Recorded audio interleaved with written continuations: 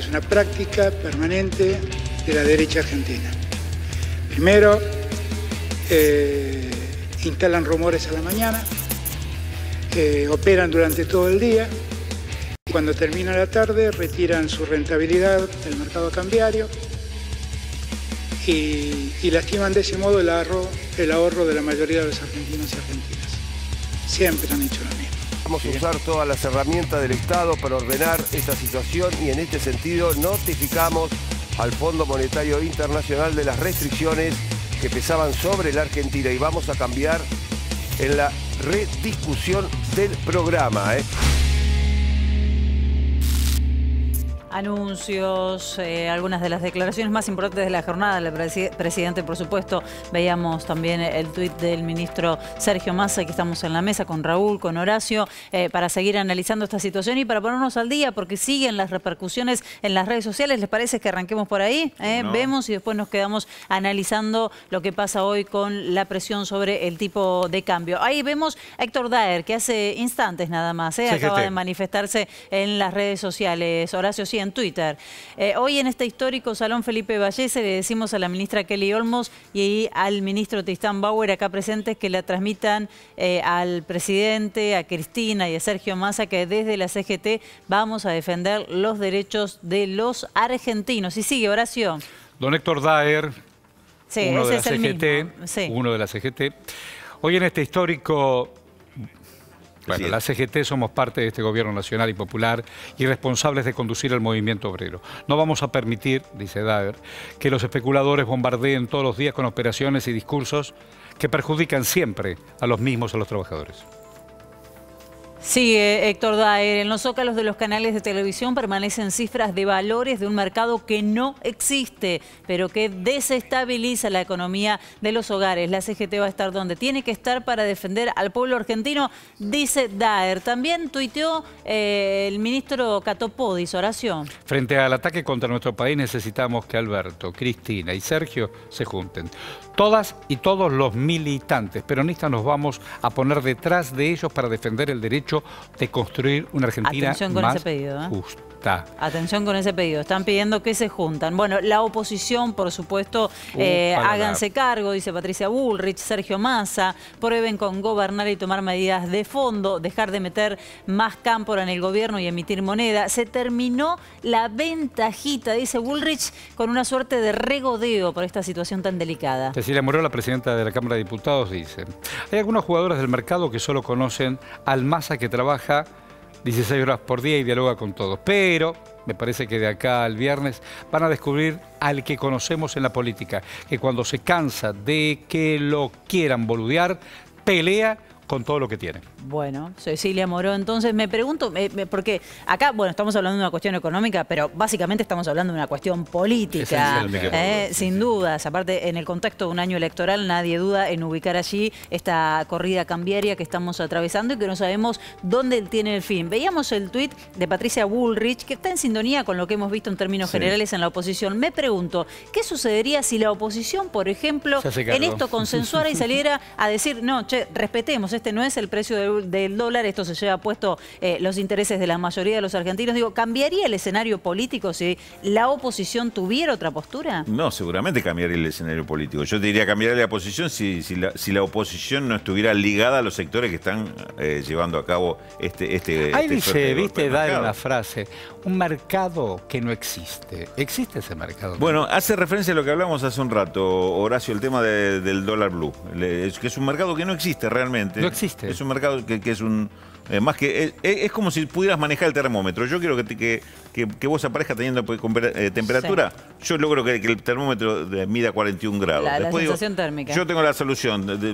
Te doy una pastillita de agua y pongo el termómetro en 36,5. Digo, mira, ¿ves cómo le bajó la temperatura? Bueno, eso es el dólar blue.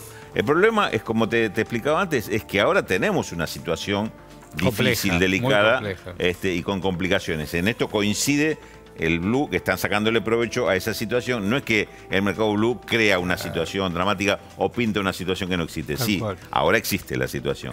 Pero le están sacando provecho, están haciendo negocio.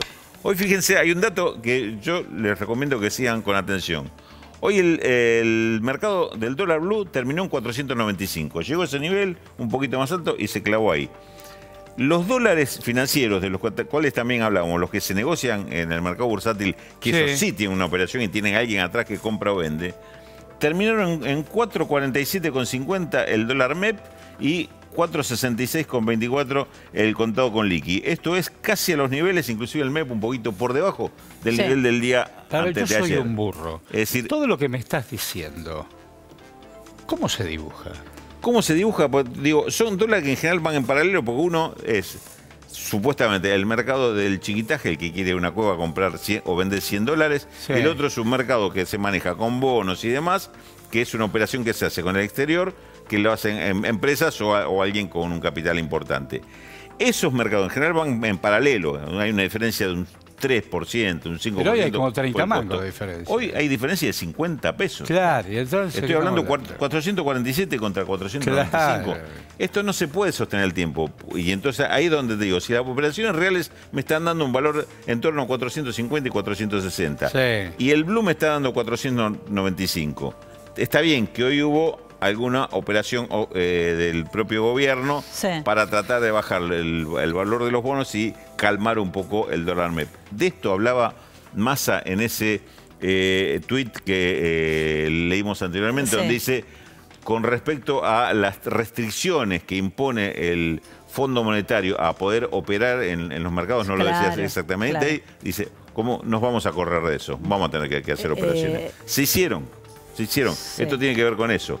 Puede operar sobre el mercado de los bonos bursátiles o dólar financiero, pero no puede operar sobre el blue, que es lo que resuelven 5 financistas y financista importante. Sí, claro. Financista importante en una mesa. Déjame quedarme ahí, porque el presidente Alberto Fernández, cuando habla y cuando escribe en las redes sociales, habla de la derecha. Y quizás es un tanto vago para hablar de esta situación, decir la derecha. Exacto. ¿Quiénes son los que están metiendo presión sobre el cambio, los que mueven, digamos, el amperímetro cuando se trata del dólar blue? En este caso, lo que estamos viendo es una operación ejecutada por actores financieros muy importantes, lo que podríamos llamar el poder financiero, el más concentrado que hay en la economía, con algún tipo, digamos, de coincidencia con sectores políticos. ¿Viste cuando tenés paro de la mesa de enlace? Sí.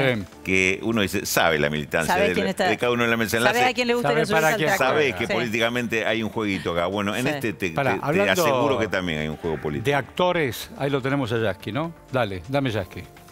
Que hay una embestida de especuladores que están tratando de generar una turbulencia que empuje al gobierno a tomar una medida como la brutal devaluación que están pidiendo, que los convertiría en supermillonarios a los que tienen dólares, pero también en superpobres a los que tenemos pesos, y que haría que el gobierno prácticamente haga el trabajo sucio, que los ajustadores que prometen emprenderla con el hacha, con la dinamita y con todo lo demás que están diciendo, querrían que se hiciera antes de las elecciones. Creo que claramente hay que parar este movimiento especulativo. Creo que el gobierno tiene que, después de eso, resarcir a los que perdieron. Es decir, tiene que haber una forma de que jubilados, trabajadores, los que cobran planes sociales tengan un aumento de bolsillo a través de suma fija,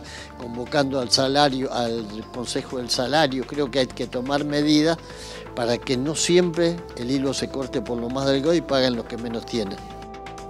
Para cerrar esto, Rulo, un sector muy concentrado, interesado en que el dólar vuele. Por un lado presionan aquí para que suba el precio del dólar y por otro lado presionan en el fondo para que no otorgue nuevo desembolso o adelante desembolso. Y no te quepa la duda que se trata de una misma operación con dos sedes, ¿no? Sí. Lo que se hace en el Fondo Monetario Internacional, que denunció Hecho2, y lo mismo sucede acá. No fueron denunciados, pero cortita y al pie. Y una noticia que a muchos trabajadores se le va a ser útil. ¿Cuál es?